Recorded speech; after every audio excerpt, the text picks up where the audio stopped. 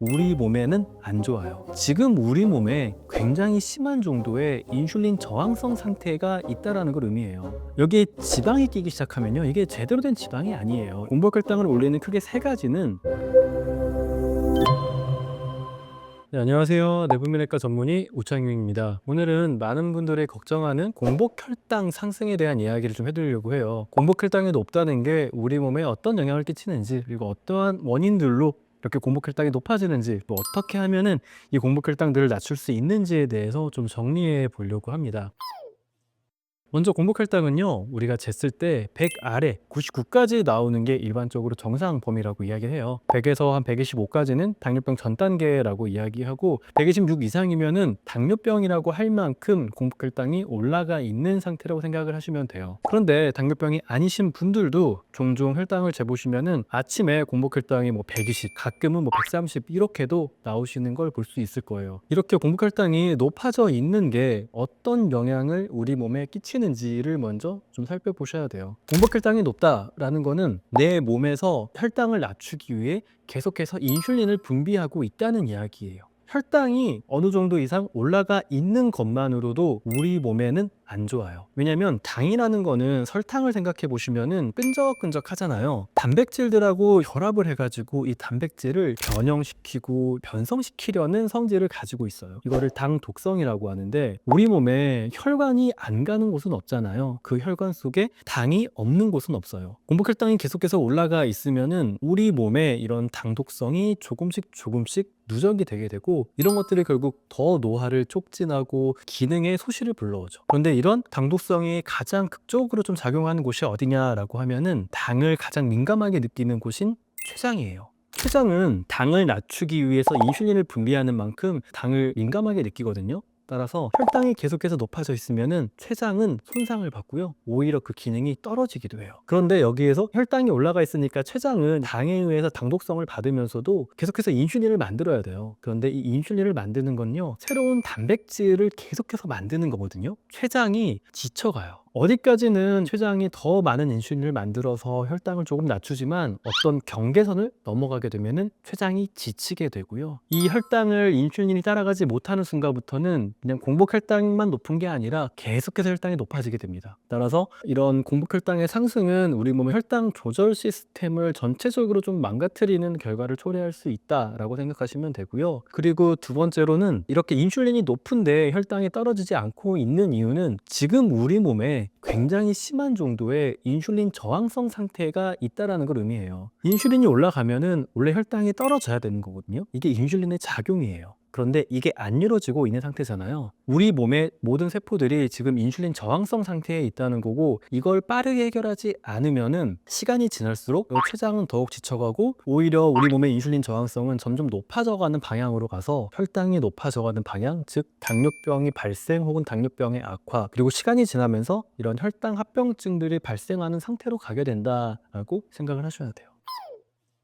그러면 왜 이렇게 공복혈당이 높아질까? 많은 분들이 궁금해해요. 왜냐면은 자기는 정말 잘 먹는 것 같고 활동도 열심히 하고 있고, 오히려 식후혈당은 괜찮은데 유독 공복혈당만 조절이 안 된다라고 이야기하시는 분들이 있거든요. 그러면 이거는 좀 봐야 될 것들이 있어요. 왜냐면 공복혈당을 올리는 크게 세 가지는 내장지방, 간지방, 그리고 수면 부족이거든요. 이 세 가지를 반드시 따져봐야 돼요. 각각의 기전들이 있어요. 먼저 지방간. 간에 지방이 끼게 되면은 어떤 일이 생기냐를 먼저 봐야 돼요. 먹지 않아도 혈당이 유지가 되죠. 그게 우리가 살아가기 위한 가장 기본적인 조건이에요. 그런데 우리가 먹지 않았을 때 혈당을 유지하는 거는 아주 많은 부분을 간에 의지해요. 우리가 음식을 먹었을 때 에너지들을 간에 일부 저장해 놨다가, 우리가 음식을 먹지 않았을 때 간에서 조금씩 꺼내 쓰면서 우리 뇌가 쓸 에너지, 근육이 쓸 에너지를 보충을 하는 거죠. 그래서 우리 간은 공복혈당이 떨어지지 않도록 조절하는 아주 예민한 조절자예요. 그런데 여기에 지방이 끼기 시작하면요, 이게 제대로 된 지방이 아니에요. 액토픽 팻이라 그래가지고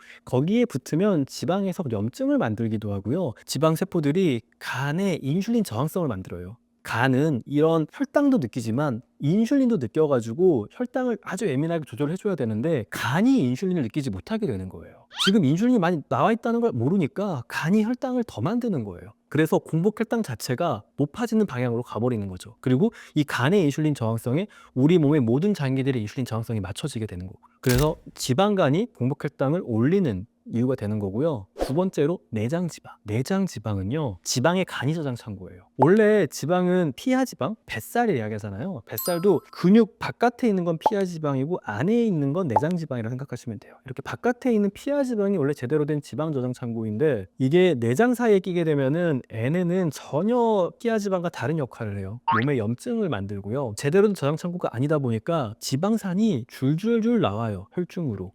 그러면 이게 어디로 가냐? 간으로 들어가요. 결국 간에다가 계속해서 기름을 유수시키는 그런 역할을 내장지방이 해요. 그래서 간은 자기는 아직 지방이 안 꼈다고 하더라도 계속해서 이런 염증 물질과 지방산들이 들어오게 되니까 간이 자연스럽게 인슐린 저항성이 생기면서 지방간과 똑같이 췌장이 열심히 인슐린 만드는 걸 잘 못 느끼게 되고 공복 혈당을 올리게 작용을 해요. 내장 지방도 우리 몸의 전신적인 염증 상태를 올리기도 하고, 동시에 간이 인슐린을 잘 못 느끼게 해서 혈당을 높이는 방향으로 작용하도록 하는 거죠. 그리고 세 번째, 수면 부족은요, 우리 몸 전신에 영향을 끼치는 코티졸이라는 호르몬을 굉장히 강하게 올려요. 동물은 기본적으로 밤에 자고요, 낮에 일어나게 돼 있어요. 수면을 취하지 못한다는 거는 굉장히 큰 일이 있는 거거든요. 생존과 관련된 정도의 어떤 스트레스 상황이라고 개체는 보통 인식을 해요. 수면이 부족할 때 나오는 이 코티졸이라는 호르몬은 너무나 강력하게 우리 몸의 대사를 흔들어요. 지금 굉장히 위급한 상황이다라는 신호를 우리 몸에 보내면서 언제든 가용 가능한 에너지를 혈중으로 내보내는 방향으로 작용을 하게 돼요. 이게 지금 위급 상황이니까. 우리 몸이 언제든 움직일 수 있도록 혈당을 높이고요, 내장 지방을 올려요. 왜냐면 내장 지방은 제대로 된 지방 저장 창고가 아니다 보니까 필요할 때 조금 더 수월하게 꺼냈을 수 있는 그런 창고거든요. 그래서 내장 지방을 만들고 전체적인 혈당을 그냥 올리는 방향으로 작용을 하죠. 수면 부족에 의한 코티졸 호르몬, 이것의 상승이 공복 혈당을 굉장히 강하게 올리게 작용을 합니다. 이렇게 세 가지 이유를 알았기 때문에 대처 방법을 알 수가 있는 거예요. 수면 부족에 대해서는 7시간 정도의 평균적인 수면이 추천된다라고 이야기가 나왔어요. 예전에는 뭐 숏슬리퍼, 조금 자도 괜찮은 사람이 있는 거 아니냐, 이런 이야기가 많았지만 굉장히 드물고요. 대부분 7시간 정도의 수면, 특히 여성분들은요, 호르몬의 많은 부분을 콩팥 위에 있는 부신에서 담당을 해요. 더욱더 수면의 중요성이 강조가 됩니다. 그리고 지방간을 줄이기 위해서는 첫 번째로 추천되는 건 액상과당을 먹지 않는 거예요. 설탕보다 액상과당이 더 안 좋아요. 이게 포화지방보다 액상과당이 훨씬 안 좋습니다. 액상과당은 굉장히 빠르게 흡수가 돼가지고요, 한 번에 벌쾌하게 간으로 들어가는데, 이거를 그냥 우리 몸이 쓸 수 있는 에너지가 되는 게 아니에요. 간이 무조건 모두 다 전처리를 해줘야 우리 몸이 쓸 수 있는 에너지가 돼요. 간이 엄청나게 많은 일을 하게 합니다. 술과 비슷해요. 술도 독성이 있기 때문에 간이 전처리를 해줘야 우리 몸이 버틸 수 있기 때문에, 술 마시면 간이 정신을 못 차리거든요. 그것과 비슷한 정도로 강하게 간에 스트레스를 줍니다. 그래서 액상과당 혹은 과당을 끊는 게 첫 번째라고 생각하시면 돼요. 그러면 내장지방은 어떻게 하냐? 내장지방은요, 지방의 간이 저장 창고이기 때문에 굉장히 우리 몸엔 해로워요. 자꾸 지방산을 줄줄 세게 하니까 몸에 염증도 만들고 근육 온갖 곳에 지방이 끼게 하는 이런 해악이 있긴 하지만, 비상사태에 굉장히 빨리 꺼냈을 수 있는 에너지 저장 창고예요. 그래서 이걸 오히려 거꾸로 이용을 해야 돼요. 중강도 정도의 유산소를 주당 150분 정도 해보시면요, 오히려 이 피하지방이 빠지는 것보다 몇 배는 더 빠르게 내장지방을 제거할 수가 있어요. 그래서 결국 내장지방을 빼는 가장 좋은 거는 중강도 정도의 유산소, 이 중강도라 하면은 적당히 힘든 정도인데요, 최대 심박수의 70% 이하 정도로 운동을 하는 거고요. 본인이 느끼시기에는 내가 이 운동을 하면서 친구와 즐겁게 이야기는 할 수 있지만 노래를 부르려고 하면 조금 숨이 찬다, 이 정도의 강도로 한 번에 30분 이상씩 혹은 50분씩 주에 3번 정도를 해보시면요, 내장지방이 빠지는 게 피하지방보다 한 2~3배 더 빠릅니다. 그래서 중강도 유산소를 해주시면 된다 생각해 주시면 될 것 같아요. 오늘은 공복 혈당을 올리는 3가지 이유, 내장지방, 간지방, 그리고 수면 부족에 대해 이야기해봤고요. 여기에 맞춰서 이 공복 혈당을 낮출 수 있는 3가지 방법에 대해 좀 이야기를 드렸어요. 오늘 이야기가 좀 도움이 되셨으면 좋겠고요. 한번 실천을 해보시고요, 이 공복 혈당 개선을 통해서 건강을 되찾으시기를 바라겠습니다. 다음번에 더 도움되는 이야기로 찾아오도록 하겠습니다. 감사합니다.